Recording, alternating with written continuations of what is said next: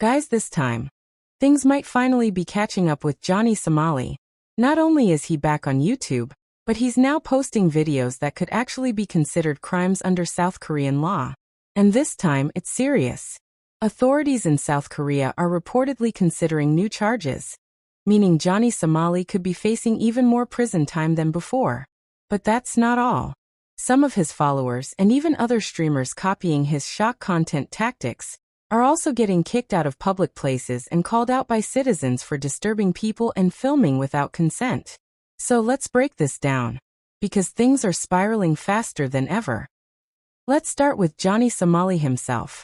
Recently, he began re-uploading clips from his old live streams, the same ones that originally got him banned. This is a huge red flag. Not only does it violate YouTube's terms of service, but it also raises serious legal questions.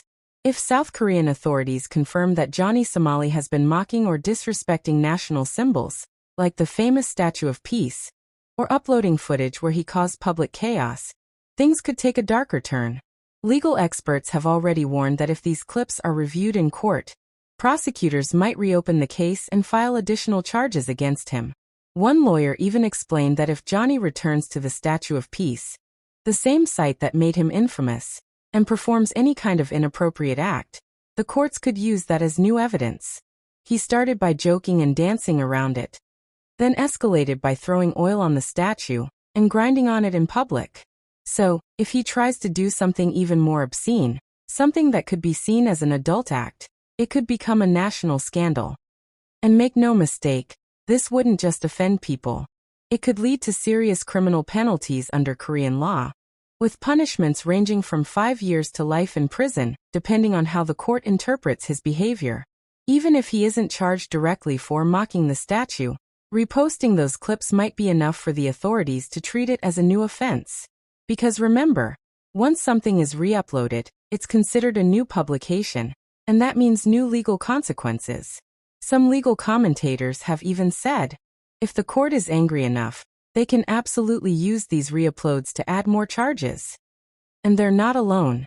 South Korean citizens are also taking action. Multiple petitions have already been filed, demanding the court give Johnny the maximum sentence possible. At this point, the smartest thing Johnny could do is admit fault, show remorse, and prove he's changed. But if history is any indication, he doesn't seem ready to do that.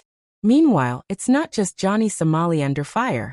A growing number of live streamers on platforms like Kick and Twitch are now facing public backlash for similar stunts, filming strangers causing chaos, and calling it content. Take this viral moment, for example. A streamer named Young Mooch got confronted by a group of people after recording them without permission.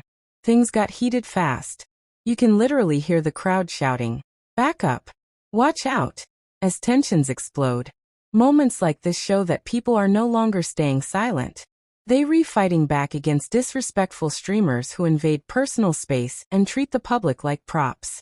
What once looked like entertainment is now being seen as harassment and disturbance. And audiences are finally saying enough is enough. Another streamer, Silent Destroyer, faced the same backlash. He was filming in a public area without consent, and was quickly kicked out by angry locals. It's becoming clear that communities are pushing back against this toxic streaming culture.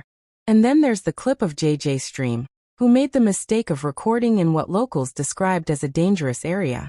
Women on site confronted him fiercely, shouting, "Do you know where you're at? You're in a dope hole."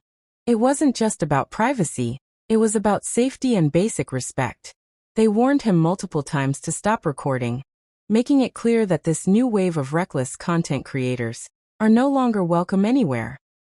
After seeing all of this, Johnny Somali facing potential new charges, and other streamers being publicly shamed or even attacked for filming, one thing is crystal clear. The world is done tolerating nuisance streamers. The internet might finally be turning its back on those who cross every boundary for clicks and clout. What started as content has turned into chaos. And if things continue this way, this might be the end of toxic, disrespectful live streaming as we know it. Because at the end of the day, respect should always come before views. So what do you think? Will this finally mark the end of reckless streamers like Johnny Somali? Or will they find another way to come back and stir up controversy again? Let me know your thoughts down below.